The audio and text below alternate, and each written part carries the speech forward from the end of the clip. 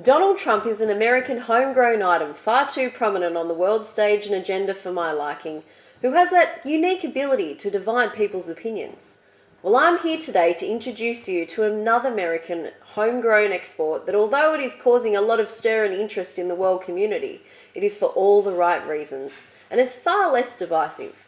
The topic on our agenda today, peers, is PBIS. PBIS stands for Positive Behaviour Intervention and Supports. PBIS is a proactive, whole-school approach devised with an exponentially growing evidence base that promotes well-being for even our most at-risk students. Before we even start, please don't take this as a beat-up or a personal attack. Some of us are having results with some of our students, but is that enough? We are legislatively required to ensure outcomes for all of our students, and that includes, most importantly, our at-risk students.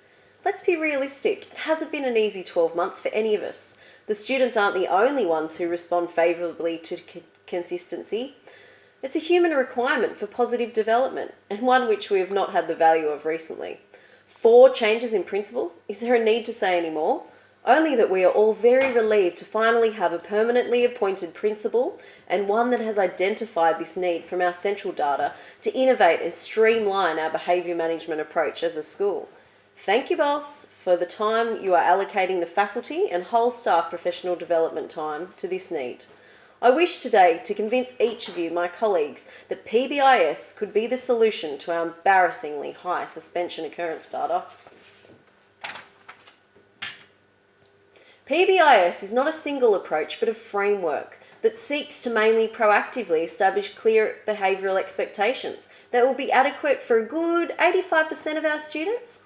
In anticipation of a need to ensure adequate academic and therefore behavioural expectations for all our students, particularly the 15% identified as our more at-risk students. Yes, we're talking about those students in our 2 disability classes, our students in the ED unit with diagnosed and recognised special learning needs. We need to remember also that many of our mainstream students are experiencing mental health disorder and behavioural disorders, ADHD, ODD, conduct disorder, even anxiety and depression. Some of those students aren't diagnosed, and some of them are being reverse integrated. For these students, the PBIS framework provides the support of 2 intervention tiers outside of a proactive universal leveled tier that outlines intervention methods that actually provides a scaffold for us to support them. We who have either been exhausting ourselves or have become apathetic to the needs of those not responding favourably to the tried and proven ineffective intervention methods can finally have some professional satisfaction in the light of this new approach. Let's talk more about what we need to do and some more benefits of the approach.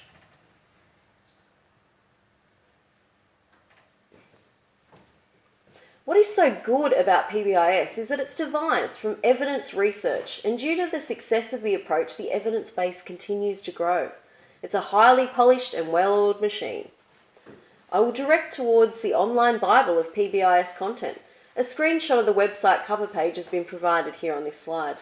We only have a few more short moments, so the URL is there for us to navigate the extensive website that includes the links to what it means for the school, community involvement, the inexhaustible links to research articles, studies and worldwide conference data that really solidifies the approach's evidence base.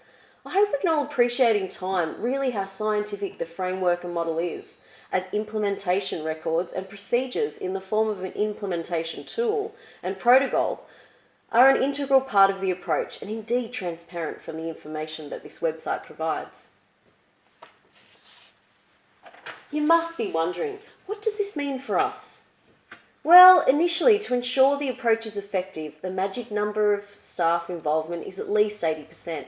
You can appreciate the value of this when getting to the implementation process, when staff are required to co-construct 3, yes, only 3 explicit behavioural expectations that can be applied across all settings. The behavioural expectations are individualised in regards to what the rule would look like in a differing setting. Example, bus lines or a science lab. The expectations are explicitly taught as integral to the core curriculum in the form of lessons. Students are given opportunities to practice the skills. Students are reminded in the form of visuals such as posters or clearly marked painted boundaries, and the display of those expected behaviours is rewarded. The reward and consequence system is also made explicit and to be followed systematically by staff.